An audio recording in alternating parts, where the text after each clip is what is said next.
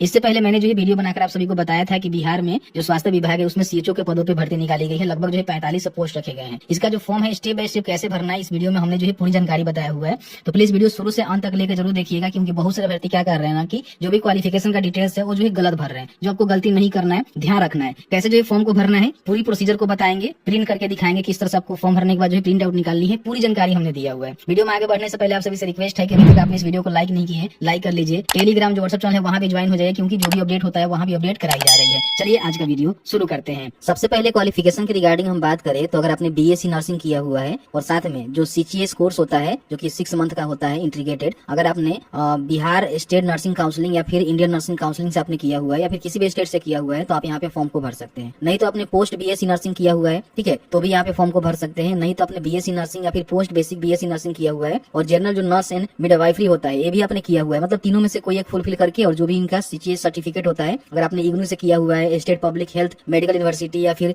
Ministry of health and family welfare government of India से किया हुआ है तो फॉर्म को भर सकते हैं। इसमें जो 3 क्वालिफिकेशन है, तीनों क्वालिफिकेशन को कंप्लीट करके फॉर्म को भर सकते हैं। अगर मान लीजिए आपने बीएससी नर्सिंग नहीं किया हुआ है लेकिन मान लीजिए आपने जीएनएम का कोर्स किया हुआ है, ठीक है, तो इससे भी आप फॉर्म को भर सकते हैं। बाकी आपके पास ये वाला सर्टिफिकेट होनी चाहिए। बाकी इसमें हम क्वालिफिकेशन के रिगार्डिंग आपको जानकारी दे दिए। हालांकि इसके लिए मैंने वीडियो बनाकर बताया था। लगभग जो है 45 जो है पदों पे भर्ती निकाली गई है। किस कैटेगरी में कितना पोस्ट है आप यहाँ पे देखेंगे। कम्युनिटी हेल्थ ऑफिसर यानी कि सीएचओ के पदों पे भर्ती है, जो कि स्वास्थ्य विभाग के अंतर्गत जो भी हेल्थ एंड वेलनेस सेंटर बनाए गए हैं वहाँ पे आपको काम करना है, ठीक है। उम्र सीमा की हम बात करें तो इनके द्वारा बताया गया है कि आपका जो है उम्र सीमा कितनी होनी चाहिए। 1/4/2025 को कम से कम आपको उम्र जो है 21 वर्ष होनी चाहिए। अपर एज की हम बात करें तो अगर आप अनुसूचित वर्ग के पुरुष हैं या फिर ईडब्ल्यूएस के पुरुष हैं तो 37 वर्ष, पिछड़ा वर्ग पिछड़ा वर्ग के पुरुष महिला और अनुसूचित वर्ग या फिर ईडब्ल्यूएस के महिला के लिए 40 वर्ष और एससी एसटी के जो पुरुष महिला है उनके लिए 42 वर्ष उम्र रहेगा, तो फॉर्म को भर सकते हैं, ठीक है। बाकी इसमें किस तरह से आपका क्या कुछ होने वाला है 26/5 तक जो फॉर्म को भरेंगे इसकी जानकारी दी गई। इसमें आपका परीक्षा होगा जो कि सीबीटी होगा और उसी के आधार पे आपको जो यहाँ पे सिलेक्शन दी जाएगी। एप्लीकेशन फी कितना देना है पूरी जानकारी यहाँ पे चेकआउट कर लेंगे, क्योंकि मैंने कल के वीडियो में सारी चीजों को कवर कर दिया था। यहाँ से आपको फॉर्म को भरना है क्योंकि इसका जो ऑनलाइन आवेदन है वो शुरू हो गए हैं। ऑफिशियल पोर्टल पे आएंगे, यहाँ पे फॉर्म भरने के लिए रजिस्टर के बटन पे क्लिक करेंगे। अब यहाँ पे देखिए बहुत सारे अभ्यर्थी जो है गलती करते हैं फॉर्म भरने में, जो गलती आपको नहीं करना है, ठीक है। वो क्या गलती है बताएंगे आगे चल के, आप वीडियो को देखते रहिएगा, समझते रहिएगा, ठीक है। सबसे पहले कैंडिडेट का जो नेम है ना वो मैट्रिक के सर्टिफिकेट अनुसार जो उनका पहला नेम हो गया, मध्य नेम हो गया, अंतिम नेम हो गया। जैसे कि मान लीजिए राम कुमार शर्मा तो राम कुमार शर्मा इस तरह से लिखेंगे, राम शर्मा तो राम और लास्ट में शर्मा, इस तरह से मैट्रिक के सर्टिफिकेट के हिसाब से आपको लिखना है। अगर आपने मैट्रिक के बाद कभी भी नाम चेंज किया हुआ है तो यस करेंगे, उसके लिए गैजेट नोटिफिकेशन देना होगा, नहीं किए हैं नो करेंगे। जन्म तिथि यहाँ पे मैट्रिक के सर्टिफिकेट के अनुसार यहाँ पे डालेंगे। जेंडर बताएंगे कि मेल है कि फीमेल है। मोबाइल नंबर यहाँ पे दर्ज करेंगे, उस मोबाइल नंबर को यहाँ पे कंफर्म करेंगे। यहाँ पे एक मेल आईडी आपको देना है और उस मेल आईडी को यहाँ पे कंफर्म करना है। जनरेट ओटीपी के बटन पे क्लिक करेंगे। यहाँ पे आपके मोबाइल नंबर पे और ईमेल आईडी पे ओटीपी सेंड कर दिया गया है। ओटीपी को डालेंगे और दोनों को जो है वैलिडेट यहाँ पे कर लेंगे। ओटीपी वेरीफाई करने के बाद यहाँ पे आपको एग्री करना है, कैप्चा को फिल करना है, रीवेरीफाई के बटन पे क्लिक करना है। आपने जो भी जानकारी फिल आउट किया हुआ है सभी जानकारी यहाँ पे देखने को मिलेगा। सब सही है तो यहाँ पे आपको टिक कर देना है। इसका मतलब ये है कि आपने जांच कर लिया और इसको रीवेरीफाई कर दिया। अब यहाँ पे सबमिट के बटन पे क्लिक करेंगे तो इस तरह से आपका जो रजिस्ट्रेशन है सक्सेसफुल कंप्लीट हो जाता है और आपको जो रजिस्ट्रेशन नंबर यहाँ पे दे दिया जाता है, जिसको आपको नोट डाउन करके रख लेना है। बाकी आपका जो भी रजिस्ट्रेशन नंबर और लॉगिन आईडी पासवर्ड है ना, आपके जो भी मोबाइल नंबर है, ईमेल आईडी है, वहाँ पे सेंड कर दिया जाता है। क्लोज के बटन पे क्लिक करेंगे। यहाँ पे फॉर्म भरने के लिए गो टू एप्लीकेशन फॉर्म के बटन पे क्लिक करेंगे। यहाँ पे कुछ स्टेप है जिसको कंप्लीट करके आपको जो है फॉर्म को भरना है। सबसे पहले पर्सनल डिटेल्स में कुछ जानकारी आपने पहले से फिल आउट कर लिया हुआ है। कुछ जानकारी यहाँ पे आपको भरना है, जैसे कि आपका शादी हुआ है कि नहीं हुआ है वो आप यहाँ से बता देंगे। अपना धर्म बताएंगे, आप किस धर्म से आते हैं। फादर का नेम, मदर का नेम यहाँ पे लिखेंगे। पोस्ट का डिटेल्स यहाँ पे आपको बताना है, तो एक ही पोस्ट आपको देखने को मिलेगा, कम्युनिटी हेल्थ ऑफिसर, इसका ही सिलेक्शन करेंगे। इसका विज्ञापन संख्या भी यहाँ पे सिलेक्ट हो जाएगा। आप इंडियंस हैं तो यहाँ पे टिक करेंगे। अगर आप बिहार के डोमिसाइल हैं मतलब बिहार से हैं तो यस करेंगे। यहाँ पे आपको जो है रिजर्वेशन का बेनिफिट यहाँ पे देखने को मिलेगा। लेकिन आप बिहार से नहीं है तो नो करेंगे। तो यहाँ पे अपना स्टेट बताना होगा कि आप जो है किस स्टेट से आते हैं और सीधे जो है आप ऑन रिजर्व में जाएंगे। किसी प्रकार की कोई भी आपको रिजर्वेशन का बेनिफिट देखने को नहीं मिलेगा। अगर आप बिहार से हैं तो क्या रिजर्वेशन जो है उसका आप दावा करना चाहते हैं तो यहाँ पे आपको यस करना है। तो अपना जो कैटेगरी है बता सकते हैं कि किस कैटेगरी से आते हैं। जैसे कि मान लीजिए एससी एसटी से आते हैं तो अपना जो है जाति प्रमाण पत्र देना होगा प्रूव करने के लिए, और बीसी से आते हैं तो अपना बिहार का बना एनसीएल देना होना चाहिए। ईडब्ल्यूएस आते हैं तो ईडब्ल्यूएस प्रमाण पत्र आपको देना पड़ेगा। तो जिसका भी आप सिलेक्शन करेंगे उसका जो कास्ट आपको बताना होगा कि आप जो है कौन से कास्ट के अंतर्गत आते हैं। फिर यहाँ पे नीचे आएंगे तो जो भी आपका कैटेगरी सर्टिफिकेट डिटेल्स है, मान लीजिए आपने एससी एसटी का सिलेक्शन किया हुआ है तो कास्ट सर्टिफिकेट, बीसी का सिलेक्शन किया हुआ है तो एनसीएल सर्टिफिकेट जो कि बिहार से बना होना चाहिए। अगर आपने ईडब्ल्यूएस का सिलेक्शन किया हुआ है तो ईडब्ल्यूएस सर्टिफिकेट। तो यहाँ पे पूछ रहा है कि आपके पास नवीनतम एनसीएल प्रमाण पत्र 1 वर्ष से अधिक पुराना नहीं होनी चाहिए, मतलब कि 1 वर्ष से अधिक पुराना नहीं, 1 वर्ष के अंदर का ही होनी चाहिए। तो वो आपके पास है तो यहाँ पे यस करना है, तभी आपको यहाँ पे बेनिफिट मिलेगा। फिर यहाँ पे सर्टिफिकेट इशू अथॉरिटी का नाम बताएंगे कि आपका जो सर्टिफिकेट है एनसीएल प्रमाण पत्र कहाँ से इशू हुआ है। तो फर्स्ट में आप सभी जानते ही हैं कि रेवेन्यू ऑफिसर से होता है, आरओ से होता है तो आरओ यहाँ पे लिखेंगे। अगर आपने उससे ऊपर एसडीएम जो भी होते हैं या फिर डीएम लेवल का बनाया होगा तो वही बता सकते हैं। इशू डेट आप बताएंगे कब आपका सर्टिफिकेट इशू हुआ है, और फिर यहाँ पे उसका जो सीरियल नंबर है ना सर्टिफिकेट का जो कि आपको देखने को मिलेगा उसको यहाँ पे डालनी होगी। अगर आप यहाँ पे नो करेंगे तो आपको जो रिजर्वेशन का बेनिफिट यहाँ पे देखने को नहीं मिलेगा, इन बातों को ध्यान रखेंगे। फिर यहाँ पे डोमिसाइल सर्टिफिकेट डिटेल्स आपको देना होता है, क्योंकि बिहार के निवासी आपने सेलेक्ट किया हुआ है, तो बिहार से बना जो निवास है ना वो आपको देना होगा। तो आपका जो निवास है कौन इशू किया हुआ है, आरओ या फिर एसडीओ या फिर डीएम, तो जहाँ से आपने बनवाया हुआ है उसका नाम लिखेंगे और उसका इशू डेट और सर्टिफिकेट नंबर का जो सीरियल नंबर है यहाँ पे मेंशन करेंगे। फिर यहाँ पे आपके पहचान चिन्ह आपको बतानी होगी, आपके चेहरे पे कट पे सॉरी पे कहीं भी कट का तिल का निशान है उसको यहाँ पे मेंशन करेंगे। फिर यहाँ पे आपको जो पहचान पत्र में PAN card, driving licence, voter ID card, passport, other कोई भी डॉक्यूमेंट का जो है सिलेक्शन करना होगा और इसका जो है नंबर यहाँ पे और साथ ही साथ सभी डिटेल्स आपको फिल करना होगा। जैसे कि मान लीजिए पैन कार्ड का सिलेक्शन करते हैं तो पैन कार्ड नंबर और उसका पैन कार्ड का नाम बताएंगे, ड्राइविंग लाइसेंस सिलेक्शन करेंगे तो पूरी जानकारी आपको भरना होगा। इस तरह से आपको सिलेक्ट करना है। फिर यहाँ पे आपको क्या करना है कि टिक करना है और टिक करने के बाद यहाँ पे सेव एंड नेक्स्ट के बटन पे क्लिक करना है। यहाँ पे जो एडिशनल डिटेल्स है उसको फिल आउट करना है। तो सबसे पहले आपका जो एसेंशियल क्वालिफिकेशन है अपनी किस वर्ष में प्राप्त किया हुआ है, तो यहाँ पे आपको जो है ईयर देखने को मिल जाएगा। ध्यान रखिएगा 2020 का ही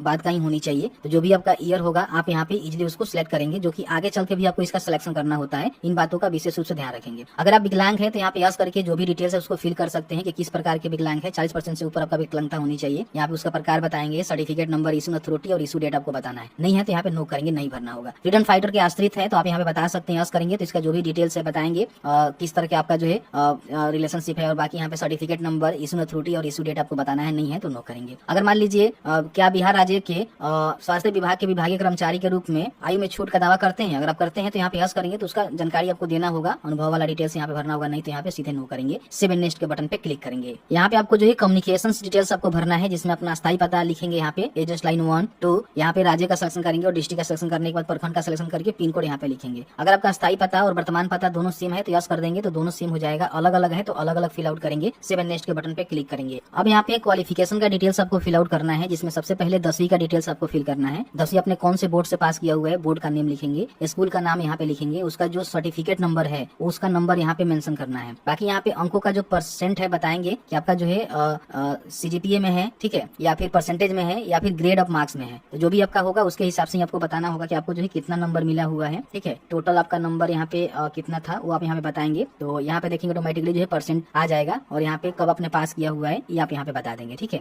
फिर यहाँ पे इंटरमीडिएट का डिटेल्स आपको भरना है कि कौन से बोर्ड, कौन से स्कूल संस्थान से आपने पास किया हुआ है। विषय आपका क्या है, साइंस ही होनी चाहिए। देखिए यहाँ पे साइंस ही दे रहा है। बाकी यहाँ पे परसेंटेज आपको बताना होगा, तो इसमें देख लीजिएगा परसेंटेज है तो परसेंटेज का सिलेक्शन करके जो भी आपने नंबर प्राप्त किया हुआ है डालेंगे। टोटल नंबर आपका कितना है वो बताएंगे, परसेंटेज यहाँ पे आ जाएगा। कब आपने पास किया हुआ है इसकी जानकारी आप यहाँ पे बताएंगे, ठीक है। और उसके बाद यहाँ पे इसका जो सर्टिफिकेट नंबर है वो आपको यहाँ पे मेंशन करना है। एसेंशियल क्वालिफिकेशन में देखेंगे तो आपको जो है 3 यहाँ पे क्वालिफिकेशन देखने को मिलेगा। अगर आपने बीएससी नर्सिंग किया हुआ है तो इसका सिलेक्शन करेंगे। फिर यहाँ पे देखिए पूछ रहा है कि आपने 4th ईयर बीएससी नर्सिंग किया हुआ है जो कि 19-20 1 वर्ड होनी चाहिए, ठीक है। या आपने वर्ष 2019-20 या उसके बाद बीएससी नर्सिंग 4th ईयर की पढ़ाई की है और पाठ्यक्रम सफलतापूर्वक उत्तीर्ण कर लिया हुआ है, नहीं तो फिर आपके पास ये वाला सर्टिफिकेट आपको देना पड़ेगा, ठीक है। ये वाला सर्टिफिकेट आपको देना पड़ जाएगा, ठीक है, ध्यान रखिएगा। तो इसको आप देख लीजिएगा। फिर यहाँ पे मान लीजिए अगर आपने post BSc basic BSc nursing किया हुआ है तो इसका सिलेक्शन कर सकते हैं। अगर आपने general nurse and midwifery GNM किया हुआ है तो इसका सिलेक्शन कर सकते हैं। हालांकि ये वाला सर्टिफिकेट जो है सबको देना है, सीसीएच वाला, ध्यान रखिएगा। तो इसमें आपको यस करके जो भी आपका इंस्टीट्यूट का नेम है वो बताएंगे। फिर यहाँ पे बोर्ड यूनिवर्सिटी का नेम बताएंगे, मंथ ईयर और जो पासिंग आपका है ना वो बताएंगे। परसेंटेज में बताएंगे कि आपका जो है परसेंटेज है, ग्रेड ऑफ मार्क्स है, सीजीपीए है। मतलब कि जो भी आपने जनरल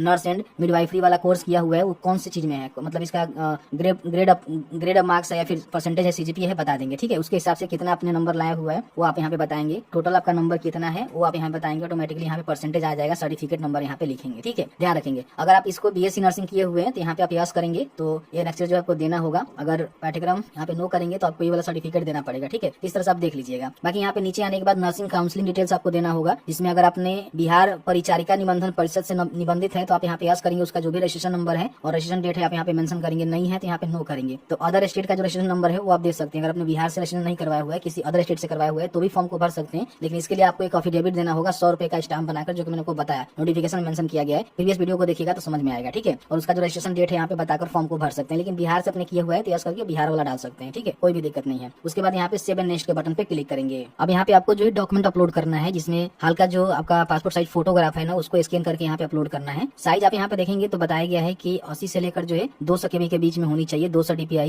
3.5 cm × 4.5 cm में रहेगा तो आप इसको अपलोड कर सकते हैं। चूज फाइल के बटन पर क्लिक करके अपलोड कर लीजिएगा, ठीक है। फिर यहाँ पे आपको जो है सिग्नेचर आपको अपलोड करना है। इसका भी साइज आप यहाँ पे क्लिक करके देख सकते हैं कि 50 से लेकर जो 80 KB के बीच में होनी चाहिए। जेपीजी फॉर्मेट में अपलोड कर सकते हैं। 10वीं का जो है प्रमाण पत्र अपलोड करना है और 10वीं का यहाँ पे जो मार्कशीट है ना वो अपलोड करना है। दोनों अलग अलग सर्टिफिकेट होता है, ध्यान रखिएगा। 2 MB से कम इसका फाइल साइज होनी चाहिए। PDF में अपलोड करेंगे, इन बातों को ध्यान रखेंगे। 12वीं का जो है प्रमाण पत्र और 12वीं का जो मार्कशीट है दोनों अलग अलग अपलोड करना है। है, साइज वही रहेगा। आपने बीएससी नर्सिंग या फिर जो भी किया हुआ है उसका जो भी प्रमाण पत्र है उसको अपलोड करेंगे और उसका मार्कशीट भी आपको देना है। अगर आपने बीएससी नर्सिंग किया हुआ है, पोस्ट बेसिक बीएससी नर्सिंग किया हुआ है, फिर आपने जीएनएम का कोर्स किया हुआ है तो उसका प्रमाण पत्र यहाँ पे आपको अपलोड करना है। अपने राज्य का जो डोमिसाइल प्रमाण पत्र है यानी कि जो भी आपका निवास है उसको यहाँ पे अपलोड करना है। जिस भी कैटेगरी से आप फॉर्म को भर रहे हैं, जैसे कि SC ST तो अपना जाति अपलोड करिएगा, BC तो एनसीएल अपलोड करिएगा, EWS है तो EWS प्रमाण पत्र यहाँ पे अपलोड करना है। बाकी यहाँ पे देखिए जो CHO के लिए आपका कम्युनिटी हेल्थ ऑफिसर का जो सर्टिफिकेट है जो कि 6 मंथ वाला है उसको यहाँ पे आपको अपलोड करना पड़ेगा, क्योंकि ये जो है मैंडेटरी है तो वाला सर्टिफिकेट यहाँ पे अपलोड करना है। और बाकी यहाँ पे नर्सिंग काउंसलिंग से अपना पंजीकरण प्रमाण पत्र अपलोड करें। जो भी आपने नर्सिंग काउंसलिंग से अपना पंजीकरण करवाया हुआ है वो चाहे बिहार का है या फिर अदर स्टेट का है तो उसको यहाँ पे आपको अपलोड करना है। उसके बाद यहाँ पे पेमेंट जो है ऑनलाइन कर सकते हैं, जिसमें कैंडिडेट का नेम और जो भी आपका एप्लीकेबल अमाउंट होगा देखने को मिलेगा। यहाँ पे आपको डिक्लेयर करना है, ठीक है। डिक्लेयर करने के बाद एग्री करेंगे और यहाँ पे कैप्चा को फिल करेंगे और प्रीव्यू के बटन पे क्लिक करेंगे। तो यहाँ से प्रीव्यू करेंगे तो आपने जो भी फॉर्म भरते समय जानकारी दिया हुआ है जिसका जो है पूरी प्रीव्यू आपको देखने को मिलेगा, चेकआउट कर लेंगे। कोई भी गलती लग रहा है तो बैक जाकर जो है सुधार कर लीजिएगा। आपको लगता है कि सभी जानकारी सही है तो यहाँ पे जो है सबमिट के बटन पर क्लिक करेंगे। लास्ट में आपको जो भी एप्लीकेबल पेमेंट है वो पेमेंट करने के बाद प्रिंट आउट निकलेगा, जिसको निकालकर अपने पास सुरक्षित रख लेना है। ध्यान रखेंगे जो भी आपने डॉक्यूमेंट यहाँ पे अपलोड किया हुआ है सबको जो है यहाँ पे प्रीव्यू जरूर कर लीजिएगा। अगर व्यू नहीं करते हैं तो आपका जो फॉर्म है ना वो सबमिट नहीं होता है। इस तरह से फॉर्म दोबारा प्रिंट आउट लेना चाहते हैं या फिर जो भी चीजें करना चाहते हैं तो यहाँ पे लॉगिन के बटन पर क्लिक करके जो भी आपके पास यूजर ID पासवर्ड है उससे लॉगिन करके इसका जो प्रिंट आउट वगैरह हो रहा है वो निकाल सकते हैं। अपने एप्लीकेशन को बड़ी आसानी से चेकआउट कर सकते हैं।